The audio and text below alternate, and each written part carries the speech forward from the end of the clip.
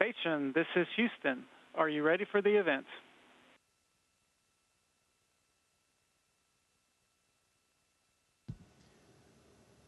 Houston, this is Station. We are ready for the event. Houston ACR, this is Mission Control Houston. Please call Station for a voice check. Station, this is Houston ACR. How do you hear me?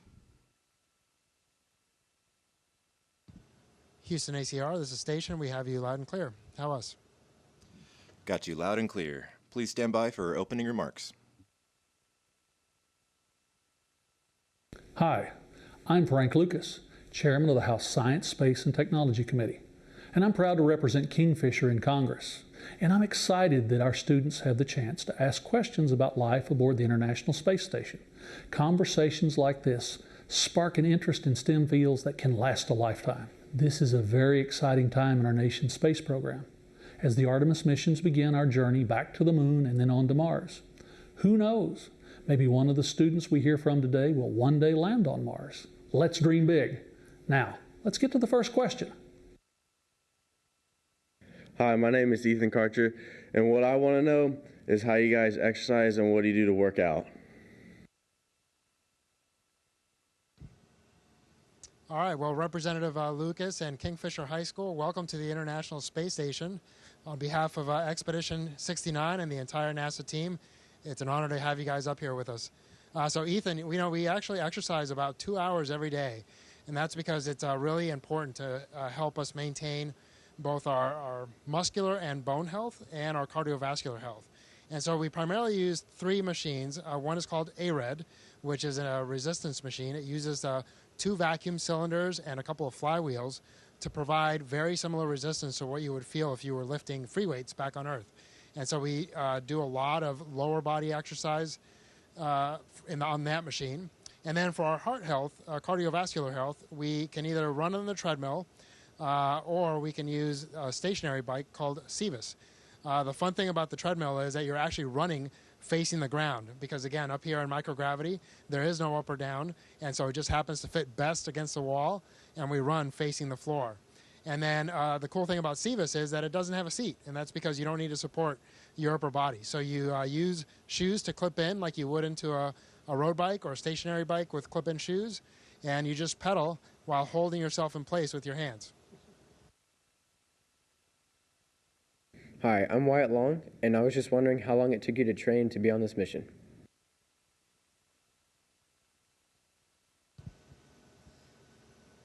Hey, Wyatt. Yeah, and so training as an astronaut is a continuous process. When you first get selected, for me more than 20 years ago, and for Frank just a few years ago, it's about 2 years of training before you're actually eligible for spaceflight.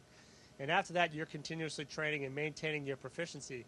But when you get assigned to an actual specific mission, it's about 2 years of training to cover both the International Space Station training that's specific for your increment and what's been updated since you were last proficient, as well as the vehicle that you're going to be riding on, whether it be Soyuz or Dragon or Boeing in future missions.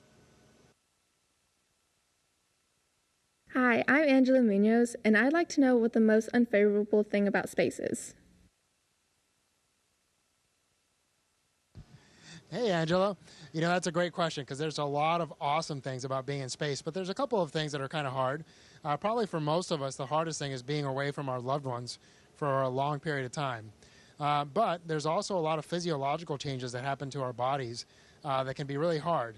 We're exposed to a lot more radiation up here because we're outside of our atmosphere, which provides a lot of protection for us back on Earth.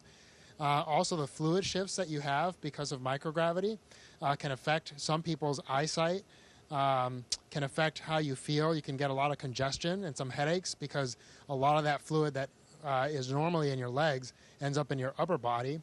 And then also, one of the biggest things we find is that because we're not walking, we're not standing, we lose a lot of muscle and bone density in our legs. And that's why we exercise so much lower body exercises, and that's to provide that resistance to hopefully maintain our muscular endurance and our bone density, which helps us when we get back on Earth. Hi, my name is Reed Witt, and I would like to know what you guys do with your trash on the International Space Station. Yeah, we do generate trash here on the International Space Station. We try and reuse and minimize the amount of trash we do generate. We obviously recycle all our water, but we find multiple uses and reuses for most of the stuff we have coming up here. And but we do generate trash. A lot of it gets burned up. We put it on resupply vehicles. The Cygnus resupply vehicle we have now, when it comes back to Earth, it'll actually burn up on entry, and we'll have loaded it full of trash, things that are disposable. We do have other ways of getting rid of trash. We actually used one of our Dragon resupply vehicles, and we flew some of it back down to Earth successfully. And we also have the NanoRacks airlock, which can be used for trash disposal as well. And that's a airlock that's attached to a different part of the space station. It's a little different than this airlock. It actually goes on the one of our hatchways, and then you take it off, they turn it away with using the robotic arm, and they can release trash. So we do have a few different ways of getting rid of trash, but we really try and minimize the amount of waste we have. Hi, I'm Audrey Long. How do you adjust to life after seeing how small you are compared to Earth and space? Hey, Audrey. You know, that's a really insightful question, because I think when you're up here, you do appreciate how small we are as a space station, especially as a people.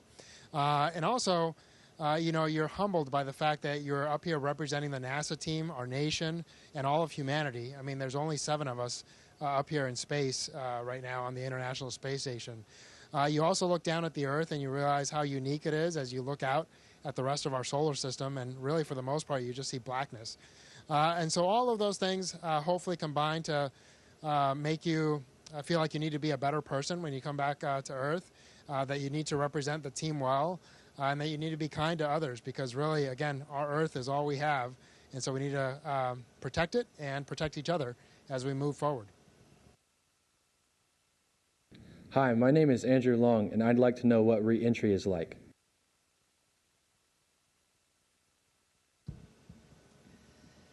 Yeah, so re-entry, it's all similar for every vehicle that leaves the International Space Station in a sense. You depart from the space station, you do a series of burns to take you safely away from the International Space Station. And then for entry, my previous 3 flights, I was on a space shuttle, and for entry we came in and we landed on a runway, which was really nice. But your entry through the atmosphere on all of the vehicles is very similar. The atmosphere slows you down as you come in. So you do a deorbit burn to slow down initially. That allows you to enter into the atmosphere and as the atmosphere gets thicker and thicker and you descend into it, there's more and more drag. There's also more and more heating. So we get plasma evolved, which is that orange glow, what we will all see as we're re-entering. For Soyuz and Dragon, they both land under parachutes. The Dragon lands in water and the Soyuz will land on land. And those rides are similar. You'll have drogue chutes that will pull out and you'll feel that. And then you'll have the main chutes will pull out, and you'll really feel that when they catch the air. And you'll slow down, and hopefully we'll gracefully touch down on the water for us and on land for Frank. Hi, I'm Savannah Rehrman, and I was wondering, what is the most interesting question you've ever received about your career path, and how did you answer it? Hey, Savannah, first of all, we really like your jacket. You know, I think the most interesting question I've been asked, or most difficult question, is what was my biggest failure? And I think that's a really important question, because it's important to know that even as astronauts, maybe especially as astronauts, we fail a lot. And it's okay to fail. It's not okay to fail because of a lack of effort or because of a bad attitude or because you just weren't ready when you could have been. But it is okay to fail because you're trying really hard things or you're challenging yourself. Matter of fact, if you're not failing, you're probably not doing that quite enough. And so you want to challenge yourself even as you have successes as you go on. You know, for me, I've been lucky enough to have several careers at this point. And along each path, I've had major setbacks or major speed bumps that I hit. But always I was able to learn from it, kind of pick myself up and continue forward and be better off because of those experiences. Hi, I'm Brantley Johnson, and I would like to know, what do you do for entertainment?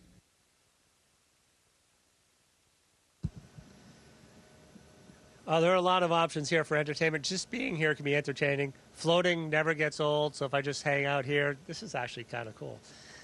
So that's a good thing. We do have movies. If we want to watch movies, you can look out the window. We can take pictures. There's some musical instruments on board. But really, it's just a lot of fun to hang out with your crewmates.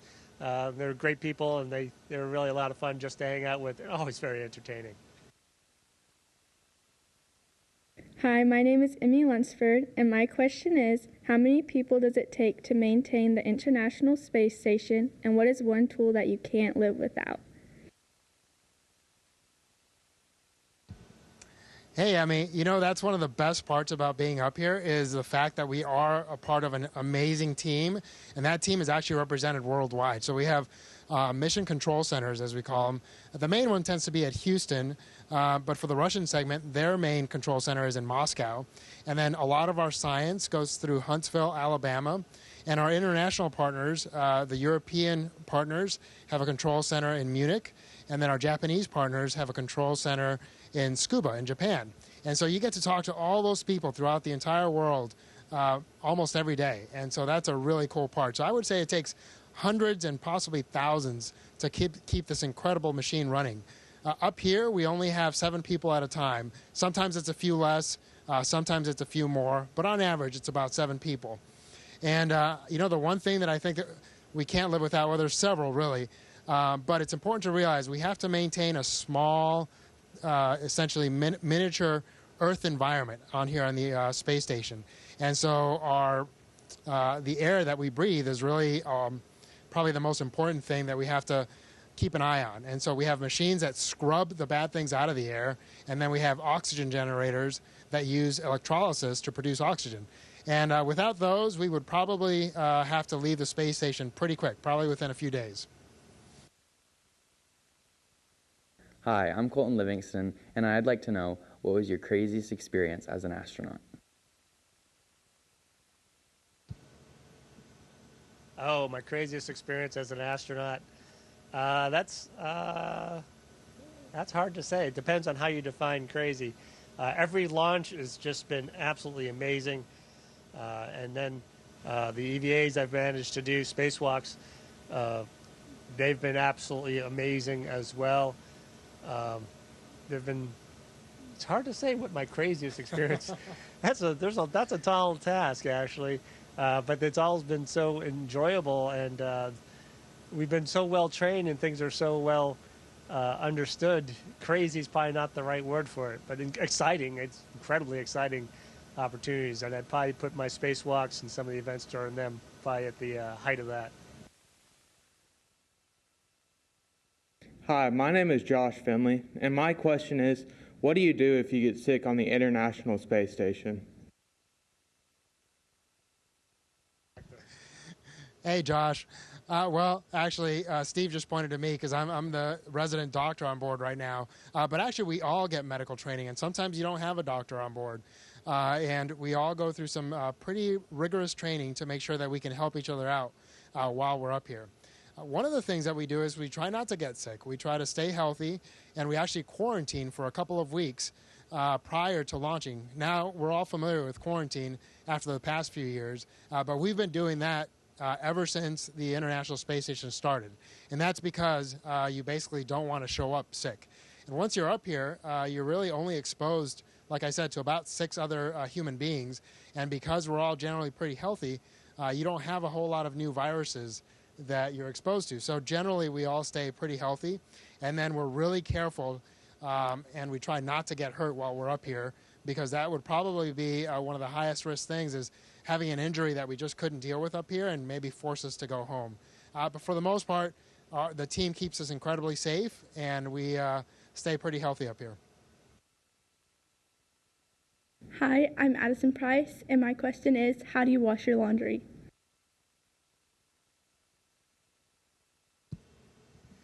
Addison, we don't wash our laundry. We actually throw our clothes away eventually, but we wear them for several days or weeks, or in case of some items, pants, for instance, maybe a month or two. So we really don't wash our laundry. We basically throw it away. And that's sort of an issue going forward. Water is such a precious resource, and how would we clean these items? And so far, we've determined that the most efficient way to manage that is basically throwing our clothes away. As we go further into space, that'll become less and less of an option, so we're going to have to find ways of cleaning. And there are different ways of getting things clean. We're just going to have to introduce them on board and in space at some point. Hi, I'm Trayson Dieterding. I would like to know if you get any days off on the mission. Hey, Trayson. Yeah, we do, actually. Most of the time we get the weekends off. And sometimes we get the major holidays off, like Christmas or Thanksgiving, 4th of July. Sometimes we have to work during the weekends or during those holidays, especially for things like spacewalks or if there's a new spacecraft coming up or leaving. But for the most part, the team really tries to give us a few days off a week. And that's because we work really hard during the week, and it's just important to kind of recuperate on the weekend so that you're ready to go for another week's worth of science and maintenance the following week. Hi, my name is Cooper Davis, and how big is your living space?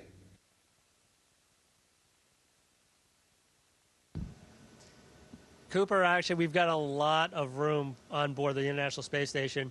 It is a laboratory, however, and there's wires and computers and power supplies hanging off of everything, so it's really not a living space.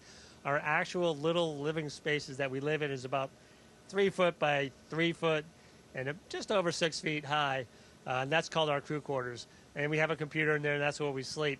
But we actually just use the whole volume, which is about as big as, they say, a 5-bedroom house, essentially, which is very spacious for the 7 crew members on board.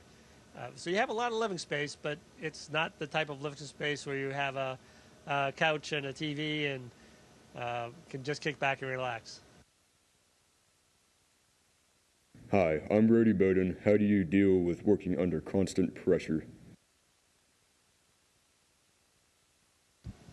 Hey, Brody. I think the best thing that you can do is just be really well trained, and the team does an amazing job of that. And so when you show up here, your training has been so good that generally you don't feel a ton of pressure. Now, we do have cameras everywhere, and the team's watching, and obviously we're doing a lot of important science. This is the most expensive thing ever created by human beings. So there is a little bit of pressure to make sure you don't break things. But our training is fantastic. We also practice on doing a lot of high-pressure things back on Earth. We'll fly supersonic jets. We'll go out into the wilderness to do some training. We do underwater training. We train for our spacewalks.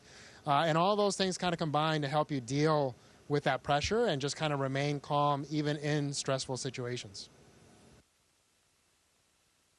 Hi, my name is J.W. Strutt, and I was wondering, how do you like living on the International Space Station? So living on the International Space Station is pretty fantastic. They maintain it in a very comfortable way. We do have the ability to rest once in a while on weekends. We have some time off. The most difficult thing is being away from home and family.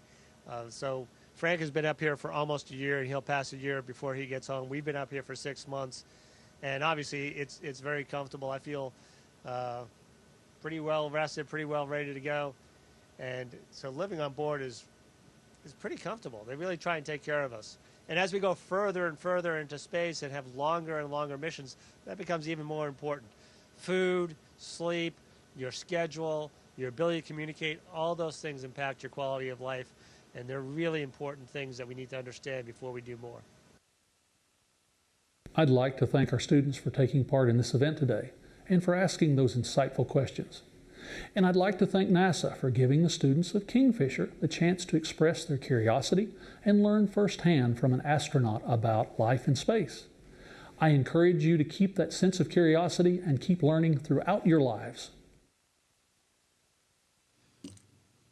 Station, this is Houston ACR, and that concludes the All event. right, Representative Lucas, thanks so much. And to the students of Kingfisher, take care.